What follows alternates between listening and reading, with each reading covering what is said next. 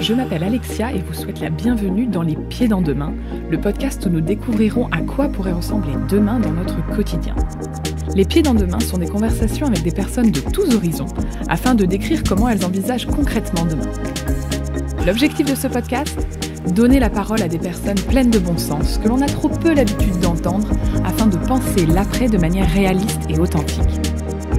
Allez, venez, on va mettre les pieds dans demain. Maria a 57 ans et est employée de maison. Je la connais depuis ma naissance. Pour la partie anecdote, elle me rappelle souvent cette phrase que j'aurais dite alors que j'avais 4 ans et que je faisais du repassage avec mon fer et ma table à repasser en plastique à côté d'elle. Un jour, Maria, je ferai le même métier que toi. Si elle savait à quoi ressemble mon appartement aujourd'hui. Bref, j'ai voulu faire parler Maria sur un podcast car j'ai toujours été frappée par son bon sens, sa positivité et ténacité en toute situation. Maria est arrivée en France à l'âge de 19 ans, sans parler un mot de français et sans métier. Et aujourd'hui, elle est fière de tout le chemin qu'elle a parcouru. Et elle a raison. Elle a un métier qu'elle aime, une famille, avec 2 filles qui sont épanouies dans leur vie, et cela fait partie des choses les plus importantes pour Maria. Son sens de la famille et de la loyauté sont des piliers pour elle. Je tiens à préciser que cet épisode a été réalisé 3 jours après le début du déconfinement, d'où peut-être la crainte omniprésente de Maria qui a mal vécu cette période de confinement, comme vous allez pouvoir le ressentir. J'ai été frappée de voir à quel point elle avait peur de demain. Je dois avouer que je ne m'y attendais pas. Comme quoi, même les gens qui ont vécu des choses difficiles dans leur vie, officiellement toujours positifs en toute situation, ont leurs limites. La limite de Maria, c'est de penser à demain. Penser à aujourd'hui est déjà un défi selon elle. Et je trouvais que c'était extrêmement intéressant de voir justement cette vision qu'elle peut avoir de demain, puisqu'elle-même se dit « si je n'ai pas un aujourd'hui qui tient la route, je ne vois pas comment je pourrais avoir un demain ». Je vous laisse découvrir le parcours de Maria et comment ce dernier a influencé sa vision de demain. Et je vous souhaite à toutes et à tous une excellente écoute. Bonjour à toutes et à tous, bienvenue dans ce nouvel épisode des Pieds dans Demain, j'espère que vous allez bien. Aujourd'hui, j'ai la chance de recevoir Maria. Maria a 57 ans, elle est employée de maison, elle est maman de 2 filles et elle est surtout grand-mère de 3 petits-enfants. Bonjour Maria. Bonjour Alexia. Alors Maria, pour commencer cet épisode, l'objectif c'est de parler de demain. Un peu toi, comment tu le vois dans ton quotidien, à quoi ça va ressembler. Et donc ma première question est la suivante. Comment toi tu vois demain d'un point de vue personnel ? Bon, moi pour demain, je vois que pour moi j'ai pas peur. J'ai peur, c'est pour mes petits-enfants, c'est pour mes filles. Et j'ai en train de voir qu'avec cette épidémie, le temps il nous a tout a changé. Et ça me fait un petit peur. Mais pour toi, t'as pas peur ? Non, pour moi, non, j'ai pas peur. J'ai peur pour ma famille. Et pour mes amis, bon. Et bon, on verra qu'est-ce que ça va passer, mais j'ai confiance et je suis très croyante. Je crois que notre petite Vierge Marie elle va nous protéger. On verra. T'as peur à quel niveau pour tes enfants et tes petits-enfants ? J'ai peur pour qu'ils n'ont pas de travail. Et surtout, bon, j'ai une fille qui a 3 enfants. Et c'est ça qui me fait plus peur, qu'ils ont de jour à l'autre, qu'ils perdent ce travail. Et pour ton autre fille ? L'autre fille, bon, aussi, j'ai peur.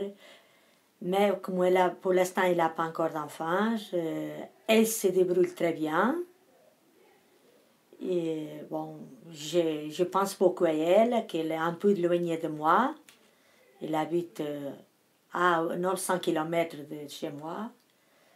Je pense beaucoup à elle. En ce moment, je souffre beaucoup. Mais bon, c'est un passage, ça va passer, tout va se passer bien.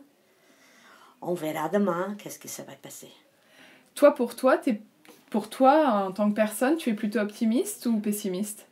Oui, je suis positive. Bon, je pense que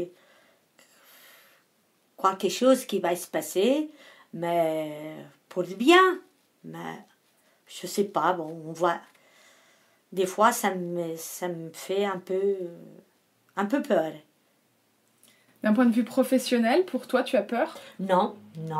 Pour moi, non. Moi, j'ai pas peur. J'ai le travail. Ça me fait pas peur. Et bon, d'ici à 4-5 ans, je suis à retraite aussi. Et peut-être que je vais la passer un petit peu là, au mon pays, un petit peu ici, au Portugal. Et bon, que j'adore, mais aussi j'aime bien la France. C'est la France qui me donnait l'espoir. Et c'est en France que j'ai beaucoup d'amis, des personnes que j'aime beaucoup. Et bon, j'aime bien mon travail. Alors, est-ce que, donc, on sait un peu ce qui s'est passé, entre autres avec le confinement. Est-ce que toi, il y a un aspect de ta vie quotidienne que tu as envie de changer? Pour moi, non, mais j'aimais bien que les personnes y changent. Pour que je vois que même le complément, ça n'a pas changé grand-chose. Les gens, je vois qu'il y a encore beaucoup d'égoïsme autour de nous. Ça, tu veux que ça change, toi? Oui, et il faut que ça change pour que là, on voit que nous sommes tous pareils. Le virus, il ne choisit pas les riches, le pauvre, le vieux, le jeune. Nous sommes tous pareils. Et j'aimais bien que les gens ils pensent un peu à ça. Pour que le monde que nous sommes, il y a des gens que tu vois dans la rue, ils te donnent presque pas le bonjour. Et ils ont peur, je ne sais pas pourquoi, mais moi j'aime bien de faire un sourire, donner une rigolade. J'aime bien que les gens ils s'écoutent uns les autres pour que... C'est triste de voir que le monde il n'a pas changé. Et qu'est-ce que tu aimerais faire pour que le monde y change, toi? Qu'est-ce que tu aimerais proposer? J'aimais bien...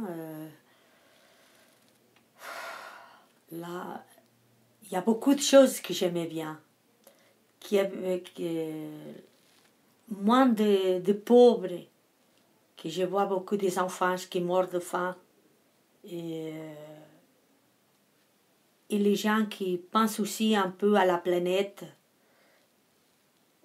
qui est en train tout de détruire. La pollution, les plastiques qui traînent dans la rue, les gens qui mettent des papiers par terre et qui ne les ramassent pas. Ça me fait mal au cœur de voir tout ça. Mais bon. Toi, au quotidien, si tu vois des gens le faire, tu leur dis... Oui, ça m'arrivait déjà de le dire. Il n'y a pas longtemps, j'attendais le bus. Il y avait une dame qui jetait un papier par terre, une bouteille aussi. Et j'ai dit, ah dis donc, est-ce que vous, chez vous, vous faites pareil? C'est pas bien. Il faut penser à notre enfants. Et moi, j'aime pas du tout faire ça. Toi-même, tu penses que tu as une conscience écologique? Oui, je le fais. Je fais le tri. Je m'occupe bien de ça pour que... Il ne faut pas que penser à nous, il faut penser aussi aux les enfants. Donc toi-même, tu as appris à tes filles à faire le tri, à penser plus écologique? Oui, et à mes petits-enfants. Et mes petits-enfants, ils le font. C'est bien. Si je reviens à un niveau professionnel, est-ce que toi, donc pendant ces un peu plus de 2 mois de confinement, tu t'es posé la question du sens de ton travail? Est-ce que c'est quelque chose qui, toi, ça t'a fait réfléchir ou pas? Ça m'a fait réfléchir d'une chose, que rester fermé à la maison, on vient déprimé, triste. Moi, j'aimais bien de trouver mon balai pour balayer, l'aspirateur, le fer à repasser. C'est les choses que je fais. De trouver mes patrons, mes patronnes, mes petites mamies qui me parlent, qui sont très gentilles avec moi.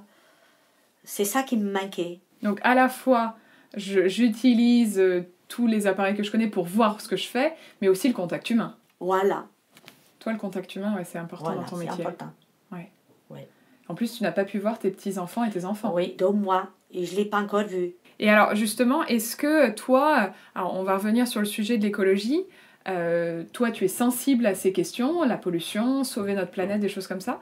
Est-ce que toi, il y a des habitudes que tu as prises il y a quelques années par rapport à ça et qui, tu penses, vont continuer? Oui, je pense qu'ils vont continuer. Moi, j'ai appris à faire ça et c'est une habitude. Qu'est-ce que tu fais, par exemple? Oh, moi, tout qui je vais faire mes courses. Si je peux acheter des choses qui n'ont pas de carton, je l'achète. J'arrive, je fais le tri dans le plastique, dans les verres. Et bon, j'essaie de ne pas jeter dans les vides d'ordures. Je fais mon tri. Chaque fois qu'il faut le faire, je le fais.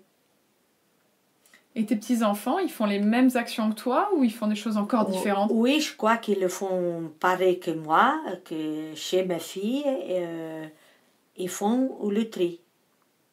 Mais même la petite qui a 6 ans, elle le fait. Ah, c'est bien. Et toi, justement, si tu vois qu'ils le font naturellement? Oui.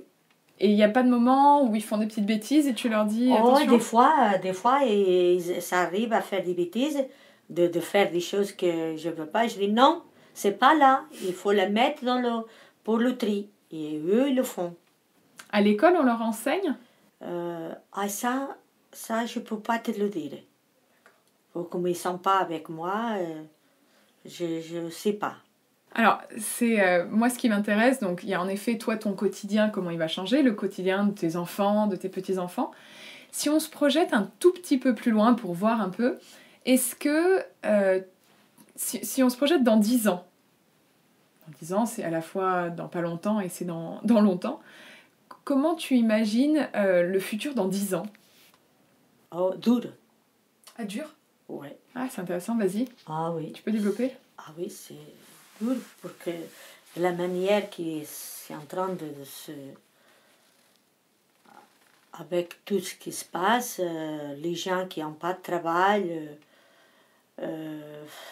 les jeunes, et le plus, c'est les gens plus âgés qui sont en train de travailler en ce moment pour sa retraite et pour la retraite de demain.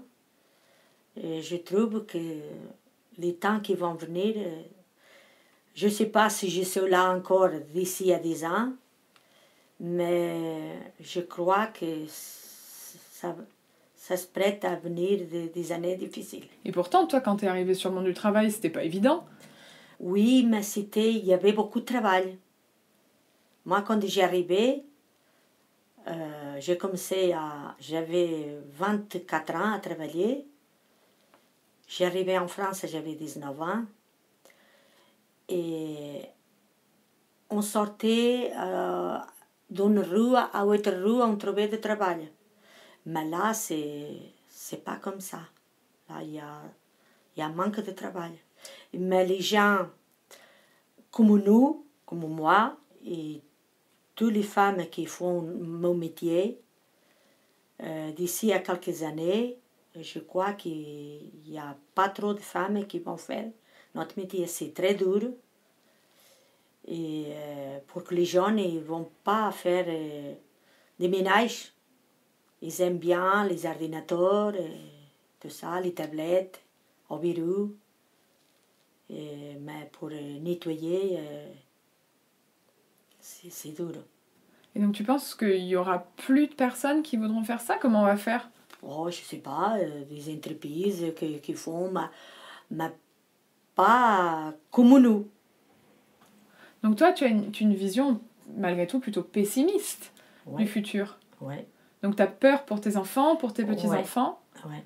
Et alors qu'est-ce que justement, si on regarde tes enfants et tes petits-enfants, qu'est-ce que tu as envie de leur transmettre pour que la société, malgré tout, évolue mieux et qu'on n'ait pas cette vision pessimiste? Oh, et moi, ce que je le dis, c'est que qui travaille bien à l'école, pour qu'un jour il peut trouver un travail bien, C'est quoi un travail bien, Maria? un travail qui c'est pas pénible comme moi que j'ai fait, c'est trop dur à faire 7-8 heures de ménage par jour. Et j'aimais bien avoir mes petits-enfants qui font un travail et qu'ils ont un travail, bon. Mais mieux que moi, Pourquoi mieux que toi? parce que c'est très dur.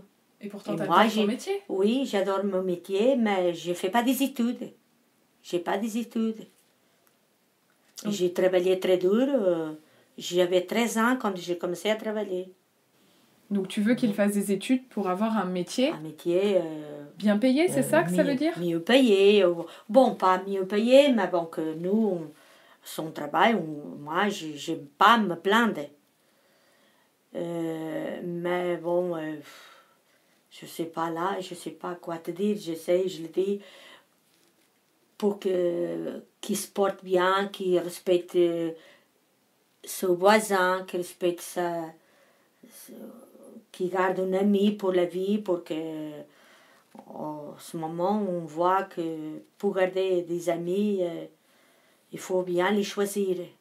Qu'est-ce que ça veut dire bien choisir ses amis? Parce que des fois on pense que c'est des amis, mais ils ne sont pas là quand on a besoin d'eux. Et ça, tu trouves que ça a changé par rapport à toi quand tu as commencé dans la vie? Ou c'est toujours été Oui, le cas? avant c'était mieux. Avant c'était mieux. Les gens étaient plus fidèles, plus Voilà, loyaux. oui. Mais maintenant, il y a beaucoup de... Les gens, ils pensent qu'à eux. Ça, c'est un truc qui pour toi a changé. Oui. Et donc toi, c'est quelque chose que tu as inculqué à tes enfants et tes petits-enfants? Le fait d'être bien entouré, de penser aux autres? Oui. Toi, justement, si on réfléchit à toi, tu te vois comment dans 10 ans? Oh, dans 10 ans, je me vois peut-être retraitée, profiter un petit peu de ma retraite avec mon petit mari, que j'aime beaucoup. Et tous les deux partir un peu au mon pays. Le Portugal. Au Portugal, et revenir un petit peu ici, profiter de mes enfants, de mes petits-enfants, de mes filles, de mes petits-enfants. Et de voyager un petit peu. Que jusque-là, je n'ai pas voyagé. T'aimerais aller où? D'abord, j'aimais bien aller à Ilha da Madeira. L'île de Madère. Ouais. Et après, visiter un peu mon pays pour que je ne le connais pas trop encore bien. Ouais, c'est sûr. Voilà. C'est quoi le nom de ton village au Portugal? Estourange. Pas loin, il s'appelle Estourange. C'est pas loin de Valpaços, la grande village. C'est un village que j'adore. Et j'ai beaucoup de famille là-bas. J'ai de très amis là-bas aussi, qui me manquent beaucoup en ce moment aussi. Nous sommes tous confinés. Même là-bas au Portugal aussi, ils étaient confinés. Mais on se parle par téléphone. Et on a des contacts. Et bon, il me reposait pour que jusque-là, je travaille beaucoup. Et comme ça, d'ici à 10 ans, j'espère de faire ça. Profiter de la vie. De profiter un peu de la vie. Et alors, quand tu penses à demain, toi, donc tu m'as parlé de tes craintes, plutôt des craintes pour ta famille, mais si toi, encore une fois, pour toi, est-ce qu'il y a quelque chose quand tu penses à demain, quand tu te projettes un peu, qui te rassure?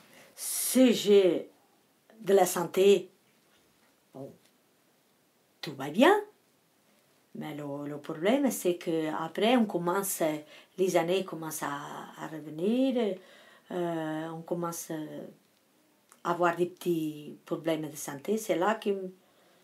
Mais sinon, normalement, tout va se bien passer. Je ne sais pas, là, c'est un peu compliqué. Est-ce qu'il y a quelque chose à ce moment-là, si on se projette dans 10 ans, je sais pas, que tu aurais hâte de découvrir? Ah oui, non, mais pour moi, pour ma famille, j'aimais bien aussi de voir ma fille la plus jeune se marier. De le faire un mariage comme j'ai fait à ma première fille. Mais Mais eux, ils sont pas trop pour le mariage. Mais moi, j'aimais bien le faire.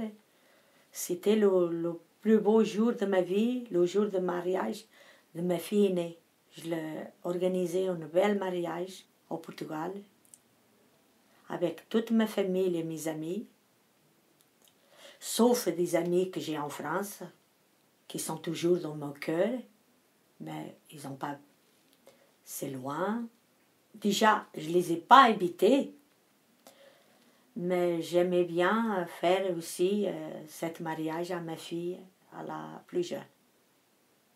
C'est ça, c'est mon rêve. Est-ce qu'il y a quelque chose, quand tu penses à demain, qui te fait douter? Oh, moi, qui me fait douter. Des fois, je doute que je ne vais pas arriver à faire une chose et après, j'arrive bien. C'est là que des fois, je me dis, oh non, je ne suis pas capable. Mais non, je vais essayer et je le fais et je suis capable de le faire. La chose que j'aimais bien aussi, mais je crois que c'est déjà trop tard, je ne suis pas capable. Je pense que je ne suis pas capable. Je voulais bien passer mon permis. Mais comme j'ai peur de ne pas arriver, mais c'est là que je sais que j'aimais bien le faire. Pour que je commence à avoir un peu de prendre tout le temps le transport commun, à courir à droite et à gauche. Et c'est ça que j'aimais bien faire. D'après toi, là, dans les années qui arrivent, qu'est-ce qui va le plus changer? Déjà, les jeunes, ils n'ont pas trop confiance en eux. Qu'est-ce que ça va devenir demain? Ça va faire beaucoup de monde, des gens qui sont perdus, des gens qui sont malheureux.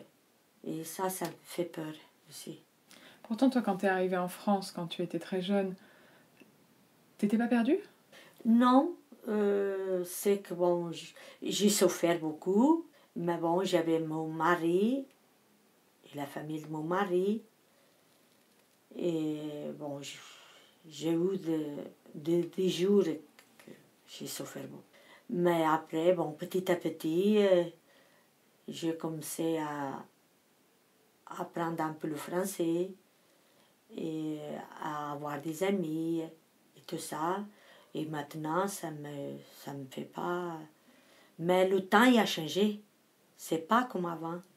Et pourtant, tu penses pas que l'humain a prouvé depuis des millions d'années qu'on existe qu'il est capable de s'adapter? Si ça se trouve, tes grands-parents, tes arrière-grands-parents disaient que, comme la phrase qu'on connaît, c'était mieux avant. Tu penses pas que chaque époque a ses sujets et donc peut-être que tes filles, elles le voient pas de la même manière? Oui, si, mais avant, c'était pas...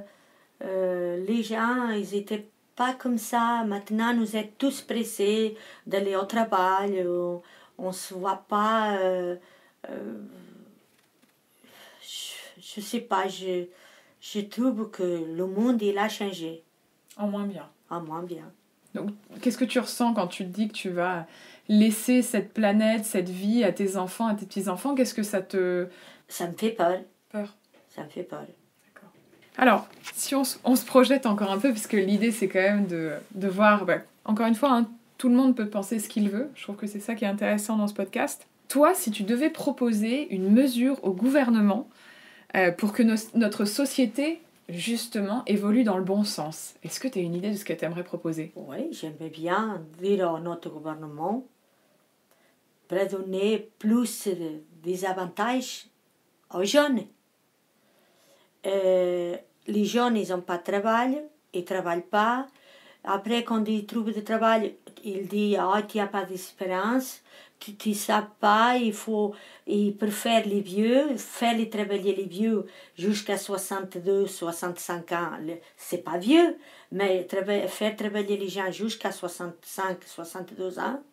Il y a plein de jeunes qui sont à chômage, sans travail. Et pourtant, hein, moi, je connais beaucoup de gens qui, après 50 ans, on les vire parce qu'ils coûtent trop cher.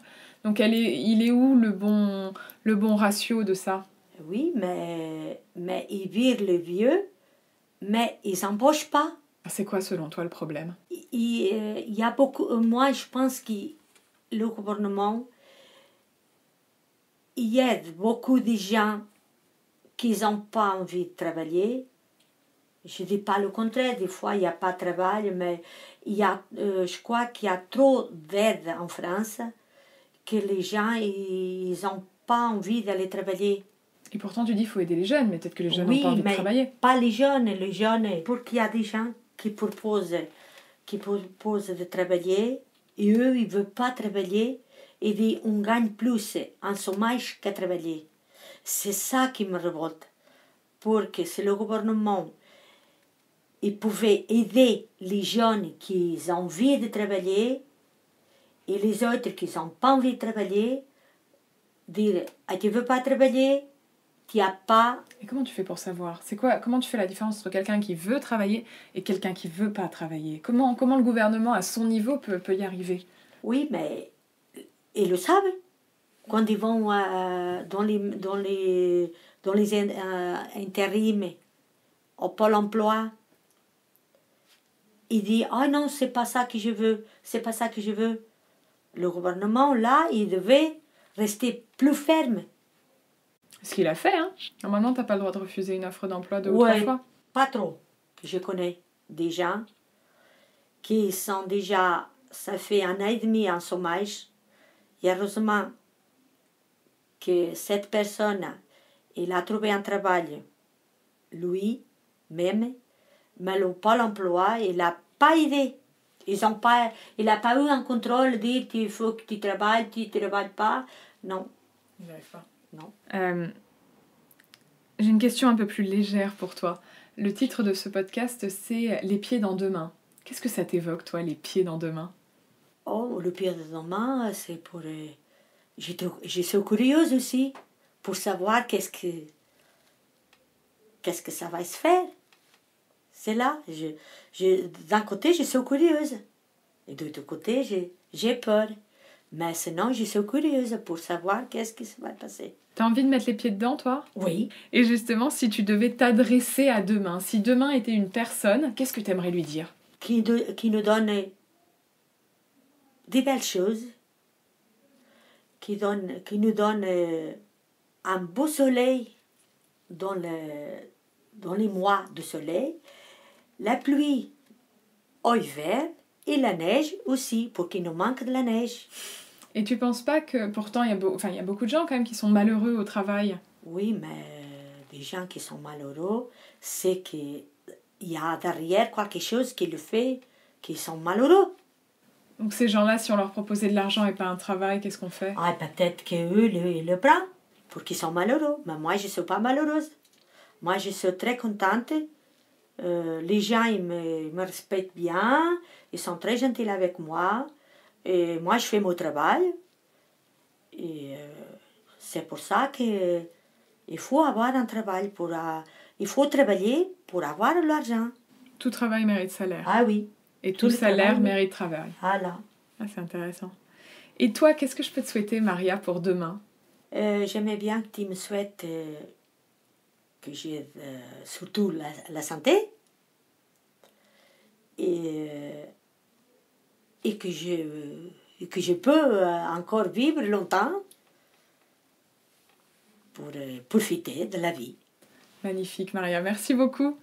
J'espère que vous avez apprécié cet épisode autant que j'ai pris de plaisir à le préparer. Merci d'être toujours plus nombreuses et plus nombreux à écouter Les Pieds dans 2 mains. Continuez de me soutenir en vous abonnant sur votre plateforme d'écoute préférée, en partageant des épisodes ou encore en mettant des étoiles et des commentaires. La compétition est rude, mais je sais que je peux compter sur vous. Les Pieds dans 2 mains est disponible sur les plateformes les plus connues, parmi lesquelles Apple Podcast, Google Podcast, Spotify, Deezer, Podcast Addict, mais aussi YouTube. Vous pouvez suivre les aventures de mon podcast sur le compte Instagram @lespieds dans 2 mains -8. Et enfin, un grand merci à Carl Moreau et son professionnalisme pour le montage de chaque épisode, Camille Lalou et son talent pour l'illustration du podcast. On se retrouve vendredi dans 2 semaines pour un nouvel épisode. D'ici là, profitez bien du moment présent avant de réfléchir à demain.